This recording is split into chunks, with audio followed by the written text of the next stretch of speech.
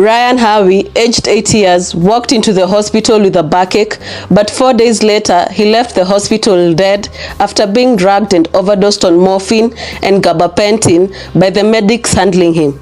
This is not just a case of medical negligence and malpractice, it is more than that. And if you thought that this is an isolated case, then you thought wrong, because several bizarre incidents have been happening at that specific hospital, from misplaced human specimens to mysterious deaths to patients catching deadly bacteria in the wards. I mean, it is a whole movie and it does not end there. So stay tuned till the end and subscribe if you have not done so yet. I am so glad you made it to the video, so please subscribe because you won't regret it.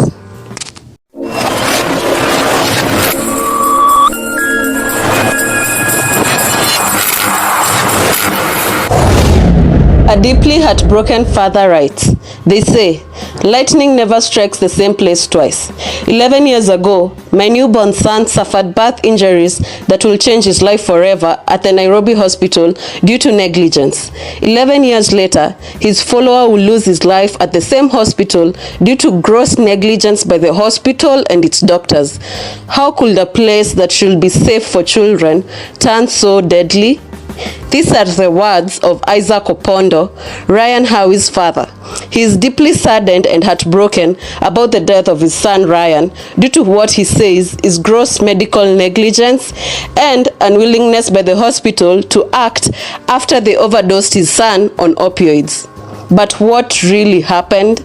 What did the medics at that hospital do or give to Ryan that completely changed everything?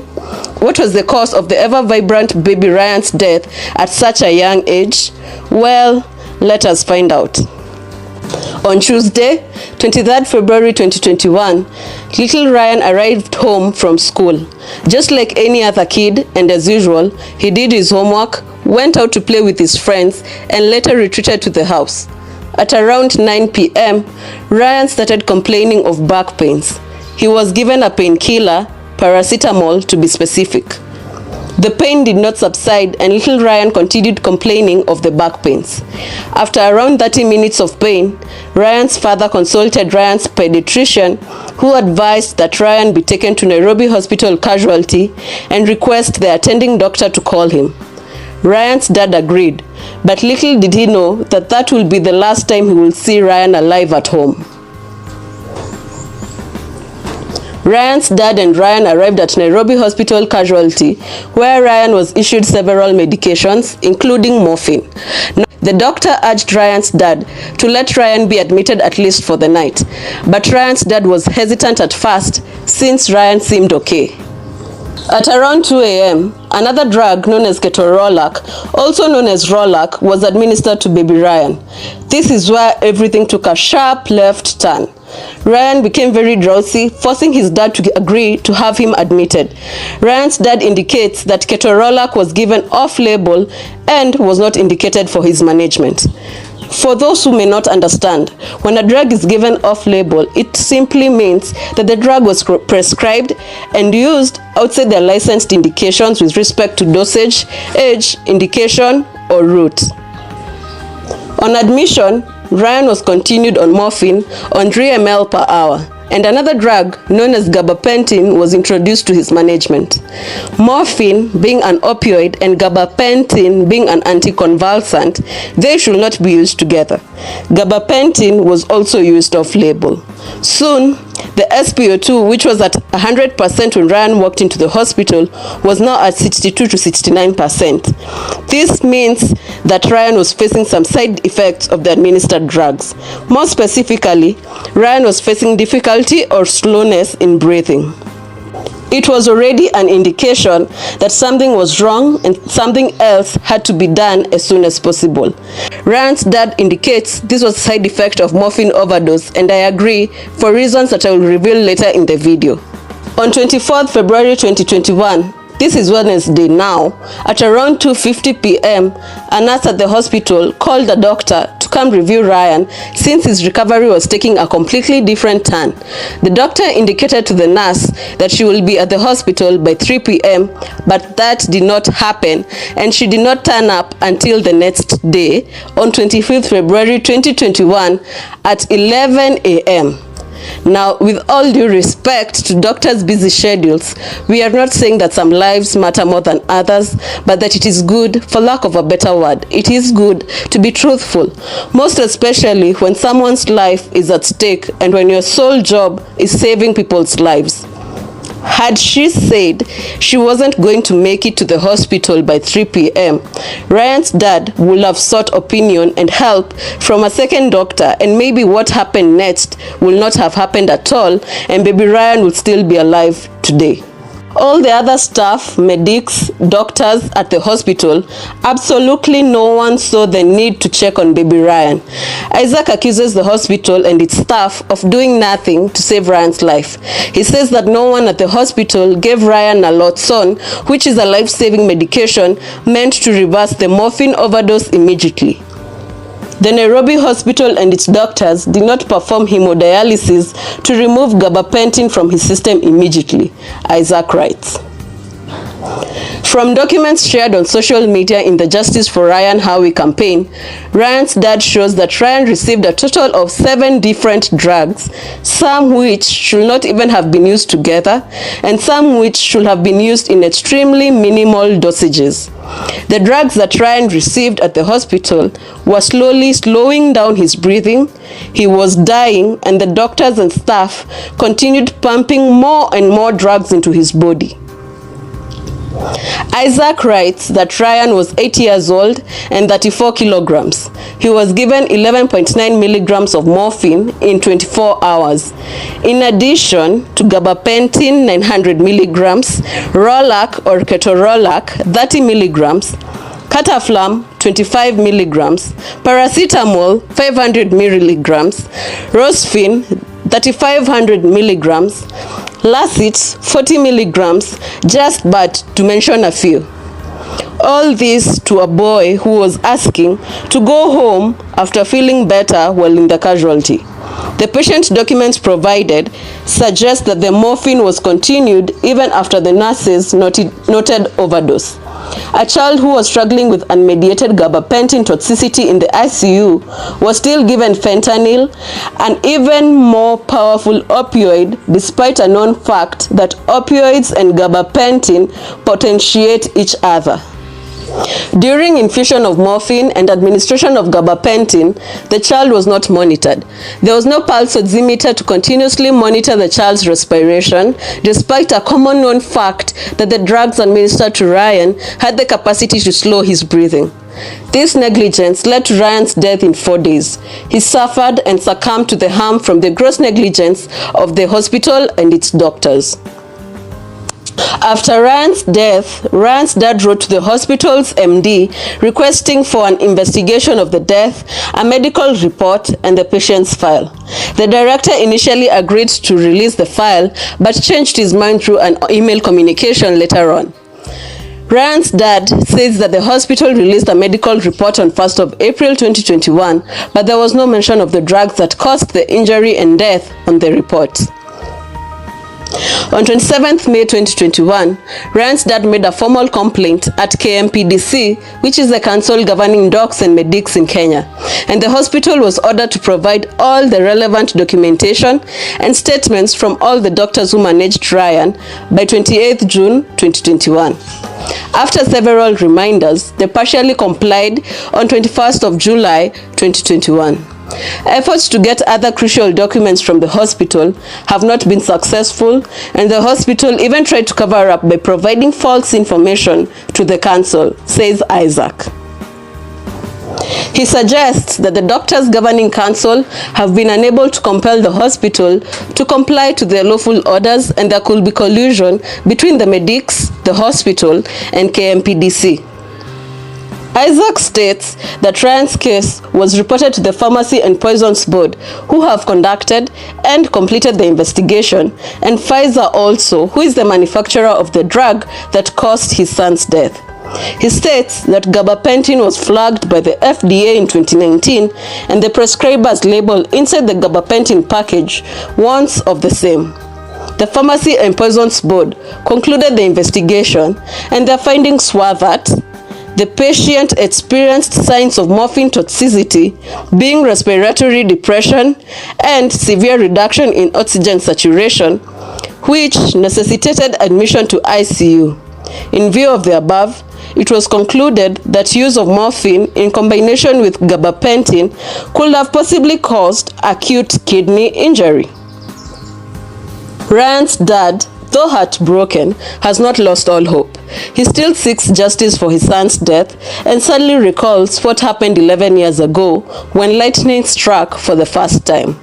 He ends his statement by commemorating the sad event. This is not an isolated case at the Nairobi Hospital. My firstborn son suffered birth asphyxia at Nairobi Hospital during birth 11 years ago, under very similar circumstances. The attending gynecologist was not within the hospital and could not be reached by the nurses. Let us take a quick look at some of the drugs administered to baby Ryan, since it is the only way for us to understand what Ryan went through in the last days leading up to his death. Morphine was the first drug that was administered to Ryan. While morphine is commonly given to children as a pain reliever, some common side effects of morphine include drowsiness and slowed breathing. If the first dose of morphine is too high, or if the dose is increased too quickly, the child's breathing might slow down more than is wanted. This is why the child's doctor needs to supervise changes in dose. This did not happen for Ryan's case, and hence why he overdosed.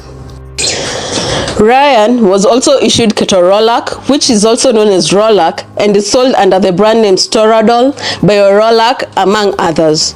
This is an unsteroidal anti-inflammatory drug used to treat pain. This website, known as Medline Plus, clearly states that ketorolac is used for the short-term relief of moderately severe pain in people who are at least 17 years of age. Ryan was only 8 years old. What were they doing administering a drug meant for a 17-year-old to an 8-year-old? Common side effects of the drug include shortness of breath, slurred speech, internal bleeding, especially in the stomach, and weakness on one side of the body. Ryan was continued on morphine at 3 ml per hour on admission. Keep in mind that morphine is an opioid and ketorolac was an anti-inflammatory drug. Later, he was given gabapentin. Gabapentin is an anti-epileptic drug and also an anticonvulsant. There have been numerous complaints about this drug in Australia, the United States of America, and the United Kingdom. The United States Food and Drug Administration banned this drug after issuing several warnings of its effects, with the state of Michigan listing the drug as a controlled substance. The drug affects chemicals and nerves in the body, and due to its very many side effects, it is only administered with a doctor's prescription. According to Mayo Clinic, gabapentin should not be used for routine pain caused by minor injuries. I also think every doctor knows that gabapentin should not be used or administered together with opioids or morphine, as a result could be catastrophic to the patient. Gabapentin should also not be used together with medicines that cause drowsiness or dizziness. But the same people that administered the opioids are the same people that administered gabapentin to Ryan. Sounds criminal to me, because why on earth would you prescribe and administer drugs that potentiate each other to a patient? That is willfully poisoning a patient. Some common side effects of gabapentin are difficulty in breathing, extreme sleepiness, suicidal thoughts, anxiety, just to mention a few. As if to add salt to an injury, fentanyl was also administered to baby Ryan. Fentanyl is an even more powerful opioid. Remember, according to Isaac's statement, fentanyl was administered to baby Ryan while he was in the ICU battling gabapentin toxicity. Like, how could the staff or medics at that hospital fail to see that they were slowly killing baby Ryan? all these opioids and mixtures of drugs seems like someone was playing God with Ryan's life. With each opioid administered to baby Ryan, his breathing slowed down, and hence why his SpO2 levels dropped from 100% to 62%. Someone failed to do the job properly, and it cost baby Ryan his life. It arouses some kind of anger in me to note that despite this gross negligence by the hospital and its medics, nothing has been done to those responsible. As condolences and encouraging messages trickled in the Justice for Ryan Hawi online campaign, some netizens also came out to complain about the Nairobi Hospital. Gibson, a Twitter user, tweets, "I read some read at they are paid in commission, which means more money for more admissions." MRS, another Twitter user, tweets, "This is so heartbreaking. Today, I was told any medic that refers a patient to a private hospital gets a minimum of 2,000 Kenyan shillings, which is approximately $20 per every admitted person. The hospital will do everything possible to make sure the patient is admitted for days as the bill accumulates. Money before life?" Shaking my head. Wainga had this to say, "This forcing admission is very true. My kid once had nausea, and this doctor at Kiambu branch Nairobi Hospital kept insisting that there was something in her stomach. She kept on insisting on admission." Tachoni Finest surprised most people when she tweeted her experience with a specific hospital. This is what she had to say. "Again, it reminds me of how they operated on the brain of my late husband.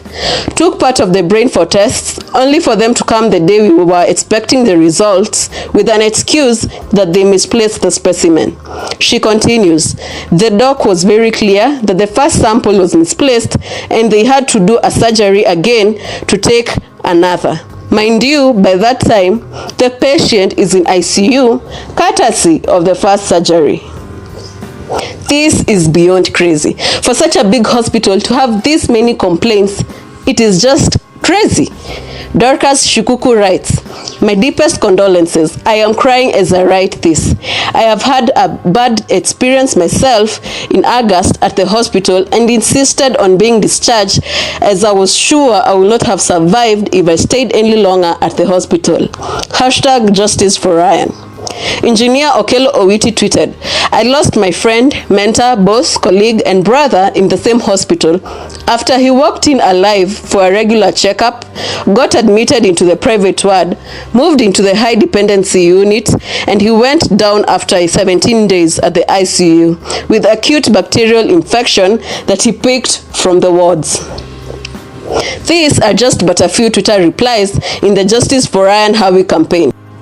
It is important for us to stand up against injustice of any form. It is the only way for us to peacefully live on this Mother Earth. Therefore, kindly join us in the Justice for Ryan Hawi campaign. Thank you for watching. If you like this true story and you'd like to view more true stories, click that red subscribe button at the bottom of the screen and turn on the notification bell so you could be the first person to be notified every time we post a video.